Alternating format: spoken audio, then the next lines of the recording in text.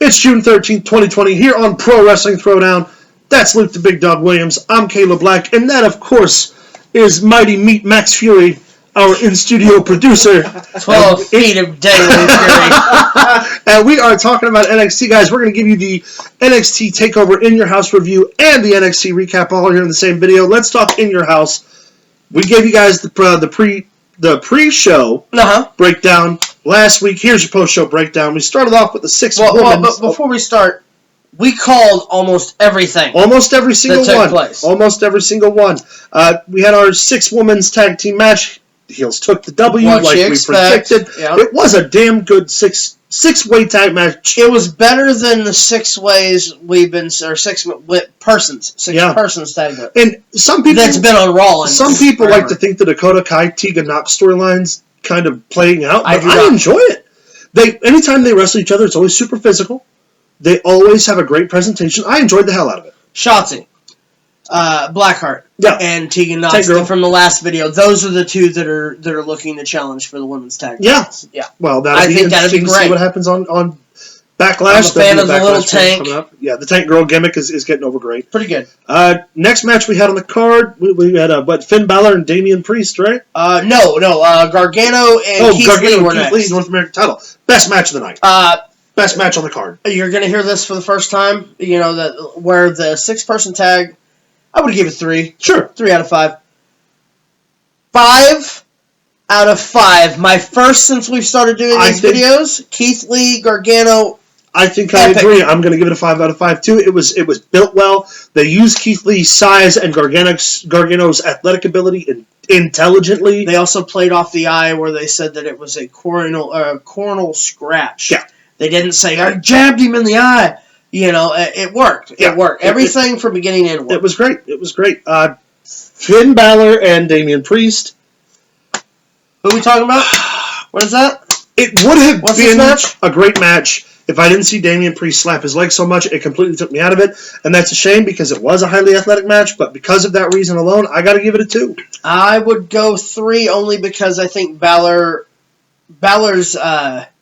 tenacity far reaches past that for me. Of course, I wasn't really paying that close attention to as much as the slapping as I was paying towards Finn Balor's facial expressions. Right, and the thing with that is, like, I would have, even if the leg slap's going to happen, it's inevitable, but find a creative way to do it or a way you can hide it. I don't like to see, it just took me out every time he...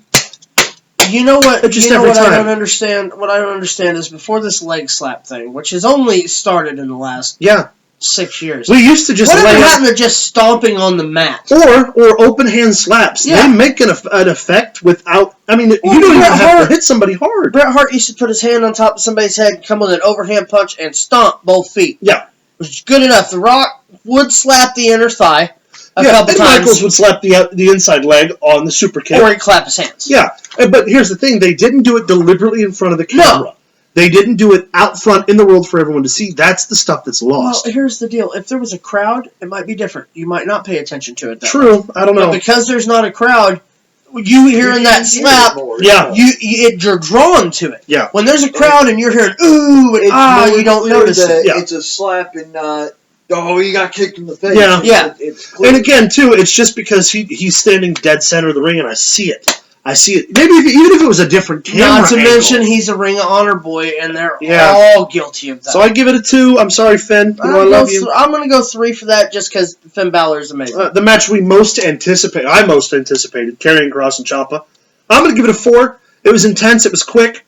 He got the win. Karrion Kross got the win in a convincing, believable fashion. I think it worked perfectly. I'm giving it a 4. I'm going to give it a 3 only because I would have liked to have seen more of a fight out of Ciampa. I think that when we come down the line, they'll play this like Ciampa really wasn't ready. And as we go further, there's going to be more fighting. It's going to be a slow build until Ciampa really gets after it. I think Ciampa's on his way up, and I think that with the whole... Orton... We'll get to that part. No. Oh. With the... Oh, yeah. We'll get to that here in a second. But, no, I think there should have been more of a fight put up. It made Karrion Kross look too strong. Yeah, I get that. For me, but still a solid 3. Yeah. On the up, not the negative. It was a good match. It's hard. I mean, it was brutal. Yeah. But, I mean, that's what you kind of expected with those two. Yeah. Adam Cole retained the championship. I was really hoping Dream was going to take it. It wasn't a bad match, though. It was what you thought it was. Yeah. I'll give it a 3.5. I would give it a 3. Yeah. My only problem with it is that while I do enjoy the cinematic matches. Yeah. Way too much talking. Agreed. Like, I understand trying to get your point across, but when you're yelling at people from across the way, yeah, and it gets monotonous. It's like, shut up and wrestle. I also wouldn't. I'm glad they didn't put the belt on Dream because that has to happen in front of a live audience. That has to happen with a crowd full of I don't screaming think people. Dream's going to get the title Before he gets called up. I just don't think that he's going to be that guy. I guess we're going to find out one day. And the only reason I say that is because, again, we'll get into it here in a minute with the NXT review. Yeah. Anyway, well, I'm not going to draw that out because time restraints. Io Shirai takes the NXT Women's Championship. Not the finish I expected. I expected Charlotte to retain. You called, though. Yep. Congratulations, Io. It was a great women's three-way. Pinfall on Rhea Ripley. Kept the heat off Charlotte. Triple threat match. Give it a 4. Exactly, yeah. Really high-ranked matches. We're going to get right into NXT super quick because we're going to run long on this video if we don't. NXT, we saw Adam Cole wrestle Samuel Loomis. Dexter Loomis in the main event. His name was Sam Shaw for anybody. Yeah. Good match. After Loomis not wrestled the guy from Halloween. After Loomis had taunted the Undisputed Era throughout the show, they get their match. Roddy distracts him. Cole hits the knee. 1, 2, 3 win for the Undisputed Era. But then the lights go out.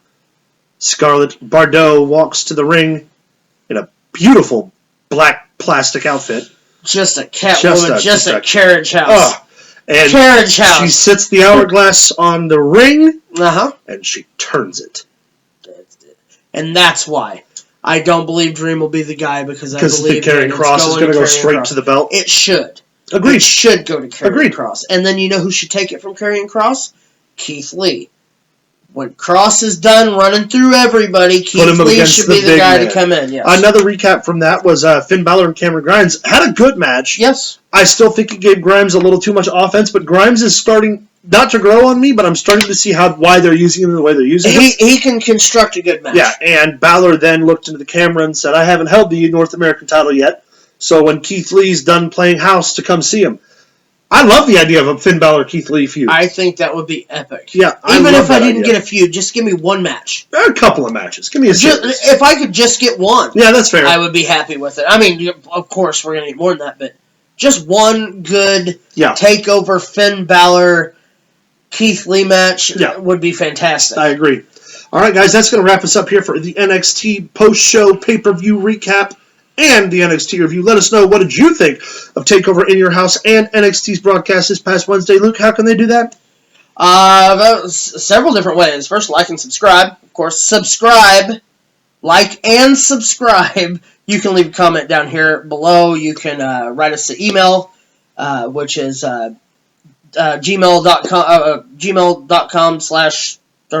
Pro Wrestling Throwdown at gmail.com. How do I get there? Facebook / Pro Wrestling Throwdown. I mean, there's several different ways you can get to us. Email, comment, anything.